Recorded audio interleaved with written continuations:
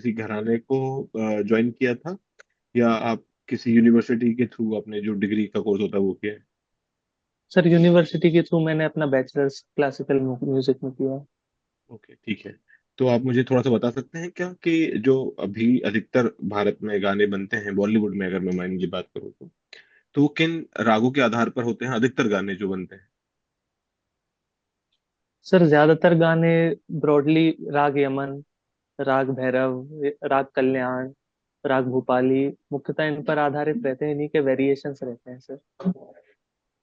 तो राग यमन में ऐसी क्या खासियत है कि जिसकी वजह से अधिकतर बॉलीवुड के गाने जो हैं भैरवी पे या यमन पर बनते हैं? सर राग यमन बहुत एक रोमांटिक मूड का और एक बहुत श्रृंगार रस से परिपूर्ण एक राग है। इसके कारण इसका प्रयोग रोमांटिक सॉन्ग में खासकर बहुत प्रचुरता से किया जाता है सर। और आजकल के जो आपको गाने देखने को मिलते हैं, जो रिसेंटली आप सुनते हैं, क्या ये किसी राग के ऊपर बेस्ड होते हैं, या जनरली जो भी म्यूजिक है इलेक्ट्रॉनिक के थ्रू बना दिया जाता है, या इनमें भी किसी राग को फॉलो किया जाता है? सर अभी भी कुछ गाने रागों पर आधारित रहते हैं, पर पहले के समय में 80s 90s में ये प्रचलन ज्यादा था कि रागों पर गाने ज्यादा आधारित होते थे। आजकल वेस्टर्न स्टाइल में गाने ज्यादा बनाए जा रहे हैं अब प्रेजेंट के ट्रेंड के अनुसार। ओके, ठीक है। राग दरबारी के बारे में क्या पता है आपको? क्या क्या आप बता सकते हैं हमें राग दरबारी के बारे में? सर राग दरबारी का आविष्कार तानसेन जी ने किया था, जो कि महाराजा अकबर, सम्राट अकबर के दरबार के नवरत्नों में से एक थे। और ये गाना एक अपने एक बहुत ही शाम संध्याकालीन राग है, और एक अपने एक बहुत ही डिवाइन मूड के लिए और एक बहुत ही रॉयल फीलिंग के लिए जाना जाता है सर। तो यमन किस समय गाया जाता है? रमन रात्रि के द्वितीय प्रहर में गाया जाता है सर। द्वितीय पहर में गाया जाता है, ठीक है। और बाकी के जो आपने राग बताए थे, भैरवी का भी कोई टाइम है क्या? भैरवी भी सर वो संध्याकालीन या रात्रिकालीन के बीच के समय में गाया जाता है प्राय। एक तानसेन समारोह होता है मध्य प्रदेश में, कहाँ जी पे सर। होता है वो?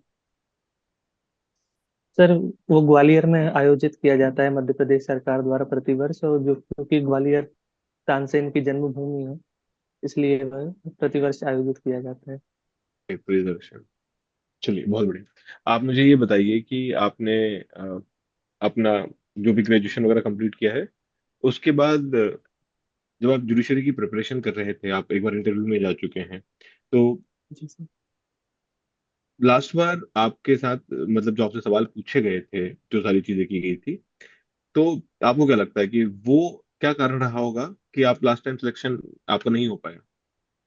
क्या शॉर्टकमिंग्स आपको उसमें पिछली दिख रही थी? पिछली बार मेंस में मेरे मार्क्स थोड़े कम थे, इंटरव्यू में मेरे हाईएस्ट मार्क्स थे। इस कारण मेरा वेटिंग लिस्ट में नाम था, ओवरऑल 27th रैंक थी सर। ओके, ठीक है। और सीट्स कितनी थी उस बार? सर जनरल की 20 सीट्स थी और मेरी 27th रैंक थी, इसलिए मैं सिलेक्ट नहीं हो पाया था। चलिए, आपका कोई फेवरेट सब्जेक्ट है? Sir CrPC. सीआरपीसी। चलिए, मुझे ये बताइए कि जब हम बात करते हैं ट्रांसफर ऑफ केसेस के बारे में, तो जी सर। क्या सेम सेशन डिवीजन में एक कोर्ट से दूसरे कोर्ट में हाई कोर्ट के द्वारा केस ट्रांसफर किया जा सकता है? जी सर, हाई कोर्ट अपने जुरिस्डिक्शन के अंदर किसी भी सेम सेशन डिवीजन से another session division as well as same session division between two और मोर कोर्ट्स केस ट्रांसफर कर सकती है under section 407 of CrPC. High court के ऊपर कोई रिस्ट्रिक्शन लगाया गया है? यस सर, सेक्शन में कुछ ग्राउंड्स प्रिस्क्राइब किए गए हैं कि if there are conflict of interest और it involves a very peculiar question of law, और सो और upon those grounds the court में transfer the case. Same session division में आपको नहीं लगता है कि पहले सेशन डिवीजन में जाना चाहिए था? अगर वो ट्रांसफर नहीं करते तो हाई कोर्ट जाते। डायरेक्टली हाई कोर्ट को पावर देना, आपको नहीं लगता है कि कहीं ना कहीं सुपरसीड करना है सेशन डिवीजन को? No sir, both honourable session जज और हाई कोर्ट को कंकरेंट पावर दी गई है, और कई अन्य मामलों में भी कंकरेंट पावर्स दोनों को दिए गए हैं। पर जैसे? जुडिशियल कमिटी के तहत यदि हाई कोर्ट में पहले मामला चला जाता है। तो जनरली हाई कोर्ट रेस्ट्रेन करता है इंटरफियर करने में, but if high court decides the matter then session court does not interfere में।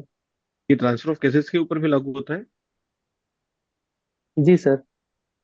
या यदि ये हाई आप कोर्ट मुझे एंटिसिपेटरी बेल के बारे में बात कर रहे हैं? एंटिसिपेटरी बेल के संबंध में भी ये एप्लीकेबल है, और जहां तक मेरा मानना है कि यदि हाई कोर्ट किसी केस को सेम सेशन डिवीजन में ट्रांसफर कर देगा, तो फिर सेशन जज will not generally interfere with that order. Transit anticipatory bell क्या होता है, प्रियदर्शन? सर यदि कोई अक्यूज पर्सन सेशन डिवीजन या स्टेट की जुरिस्डिक्शन से बाहर अरेस्ट किया जाता है, और क्राइम किसी अन्य स्टेट या सेशन डिवीजन में कमिट हुआ है, तो अक्यूज को जो जो जो पुलिस अरेस्ट करती है वो वहाँ के लोकल मजिस्ट्रेट के सामने प्रोड्यूस करती है, और मजिस्ट्रेट एक ट्रांजिट रिमांड ऑर्डर पास करता है ताकि वो उस जुरिस्डिक्शनल मजिस्ट्रेट के समक्ष प्रस्तुत करने के लिए अक्यूज की कस्टडी उन पुलिस वालों को दे सके सर। इसी को ट्रांजिट बेल रिमांड या ऑर्डर बोला जाता है सर। एग्जीक्यूटिव मजिस्ट्रेट क्या पुलिस कस्टडी दे सकता है? Sir as a general rule executive magistrate police custody grant नहीं कर सकता, बट सेक्शन 167 ऑफ सीआरपीसी में कंडीशन प्रिस्क्राइब की गई है, जिसके अंतर्गत यदि उस जुरिस्डिक्शन में कोई भी मजिस्ट्रेट जुडिशियल मजिस्ट्रेट उपलब्ध नहीं है, उस केस में कोई भी एग्जीक्यूटिव मजिस्ट्रेट मैक्सिमम 7 डेज की जुडिशियल पुलिस कस्टडी अक्यूज की ग्रांट कर सकता है। ओके, चलिए। अगर एग्जीक्यूटिव मजिस्ट्रेट ने कोई भी कस्टडी ग्रांट की है, तो क्या इसको 60 डेज और 90 डेज के लिए, या पुलिस कस्टडी अगर देता है तो 15 डेज के लिए कैलकुलेट की जाएगी या नहीं की जाएगी? जी सर, चूंकि वो 7 डेज कस्टडी भी पुलिस कस्टडी के रूप में काउंट होगी, तो उसको 60 और 90 डेज के पीरियड में कैलकुलेट किया जाएगा। ओके, ठीक है। पुलिस ऑफिसर से क्या समझते हो आप, इंडियन एविडेंस एक्ट में? सर पुलिस ऑफिसर जो ऑनरेबल सुप्रीम कोर्ट ने जो केसेस में सेक्शन सेक्शन 25-24 के रेफरेंस में जो इंटरप्रेट किया है, उसके अनुसार police officer means any officer who has the power conferred upon him by law to arrest and investigate and submit a charge sheet regarding any criminal offense. क्या एक custom officer को police officer माना जा सकता है? Sir as far as I can recall custom officer police officer के रूप में माना नहीं जाता है, क्योंकि वो केवल अरेस्ट और सीजर की पावर उनके पास है। फाइनल चार्जशीट जनरल पुलिस द्वारा ही फाइल की जाती है कस्टम मैटर्स में। रिजर्व पुलिस ऑफिसर या रिजर्व पुलिस फोर्स के जो ऑफिसर्स होते हैं, क्या उनको पुलिस ऑफिसर माना जाता है? आई एम सॉरी सर, इस बारे में मैं भी रिकॉल नहीं कर पा रहा हूँ एग्जैक्ट आंसर। सेक्शन 27 जब हम पढ़ते हैं एविडेंस एक्ट में, तो वहां पर लिखा है पर्सन या accused in the custody of police officer. तो अगर कोई पुलिस कस्टडी में इंफॉर्मेशन देता है जो डिस्कवरी को लीड करते हैं, आप वो इंफॉर्मेशन यूज कर सकते हो विद दिस दैट रिस्पेक्ट। लेकिन अगर कोई व्यक्ति जो पुलिस कस्टडी में नहीं है और अगर वो इंफॉर्मेशन दे रहा है, तो उसको यूज नहीं की जा सकती है अगेंस्ट द अक्यूज्ड। तो यहाँ पर person in custody and person not in custody, दोनों के बीच में डिस्क्रिमिनेशन देखने को नहीं मिलता है आपको।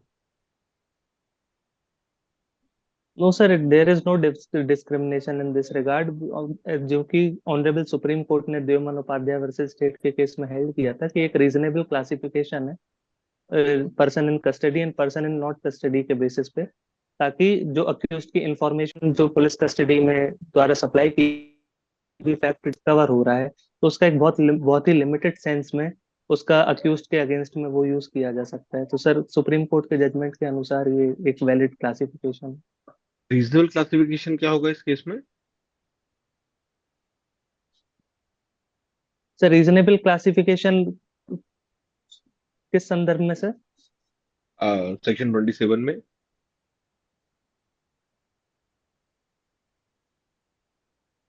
Sorry sir, I am not able to comprehend the what is question.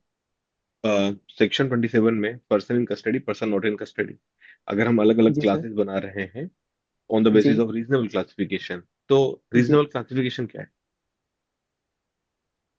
Sorry sir. ठीक। What is the modern concept of equality? Sir, the modern concept of equality was propounded by Honorable Justice V.R. Krishna Iyer in the case of AP Royappa versus State of Tamil Nadu, wherein he held that the equality is antithetical to arbitrariness. So it means that the state should not act arbitrarily in any manner, and arbitrariness will automatically lead to discrimination, and it is violative of right to equality. Okay, अगर कोई ऐसा व्यक्ति है जो कि जिसकी position में कोई डॉक्यूमेंट्स हैं, ठीक है, वो जो डॉक्यूमेंट्स है वो है ऑफिशियल रिकॉर्ड्स जो कि अभी तक अनपब्लिश्ड रहे हैं। कोर्ट के द्वारा समन आता है डॉक्यूमेंट प्रोड्यूस करने के लिए।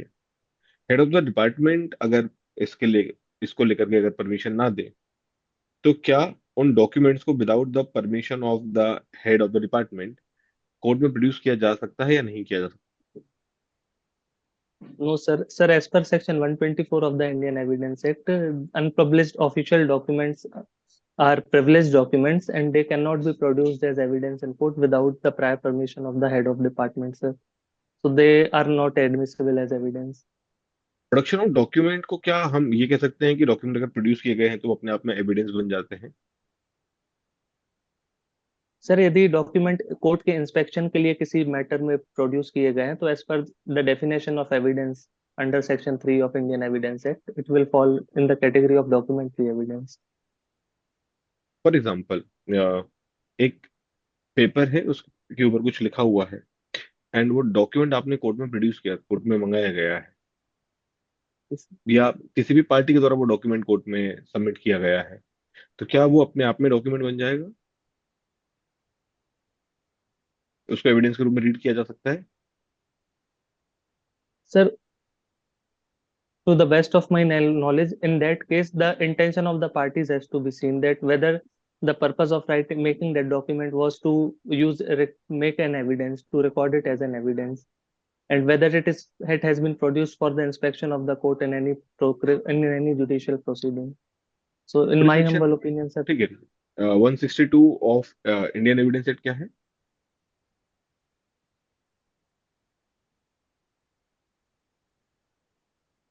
sir, I'm not able to exactly recall what's in the section, but it is related to production of certain documents. It bars the production of documents. Subrogation क्या होता है? So subrogation means substitution. When it is a right which is conferred upon the surety when he makes the repayment of the debt on behalf of the principal debtor to the creditor. In that case, the surety steps into the shoes of the principal creditor, and he has all the rights and remedies against the principal debtor which the creditor has. Sir. And this right is conferred under Section 140 of the Indian Contract Act. Sir. और PPA में कहाँ देखने को मिलता है हमें?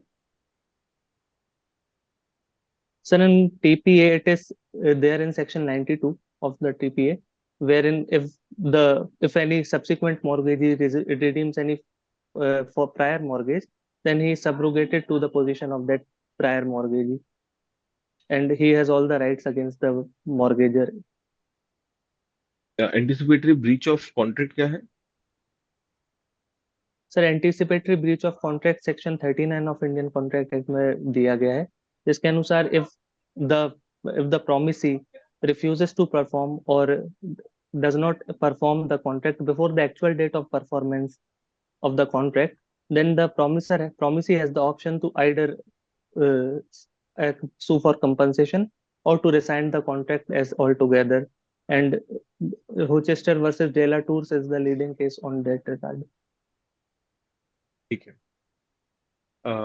ये बताइए मुझे, शिवानी मैम। प्रियदर्शन, मुझे एक बात बताओ, प्रीपोंडरेंस और प्रोबेबिलिटी का जो प्रिंसिपल होता है, ये किस पे अप्लाई होता है? मैम, प्रीपोर्डिनेंस ऑफ प्रोबेबिलिटी का प्रिंसिपल सिविल केसेस में एक रूल ऑफ एविडेंस के रूप में इस्तेमाल होता है, जिसका मतलब होता है कि यदि कोई भी पार्टी अपना केस मोर देन 50% प्रूफ कर दे, then the court will regard that fact is proved. Okay.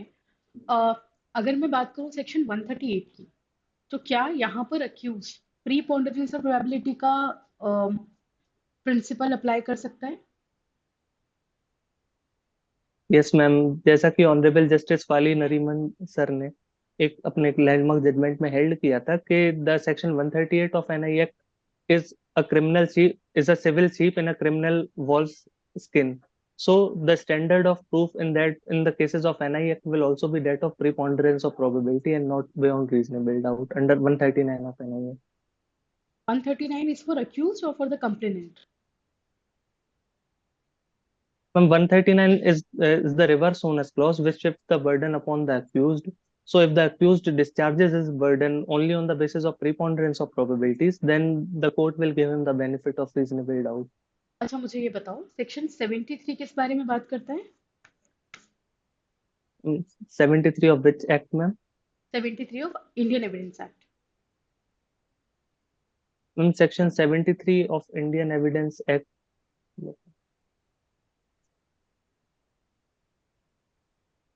Ma'am, it talks about the power of court to inspect documents and to compel any person to give specimen signature and handwriting. Okay, क्या मान लो किसी proceeding के delay होने से बचाने के लिए trial court किसी हैंडराइटिंग का एग्जामिनेशन खुद कर सकता है? Yes, ma'am. Trial court has option to examine the signature himself with the signature admitted and proved on record. And it may also take the expert opinion under Section 45 of the handwriting expert, ma'am. Last question from end, Durham's rule क्या है, बता सकते हो? Can you please repeat the question? Durham's rule क्या है? Sorry, ma'am, I'm not able to recall about it. We'll end your interview here, Priyadarshana.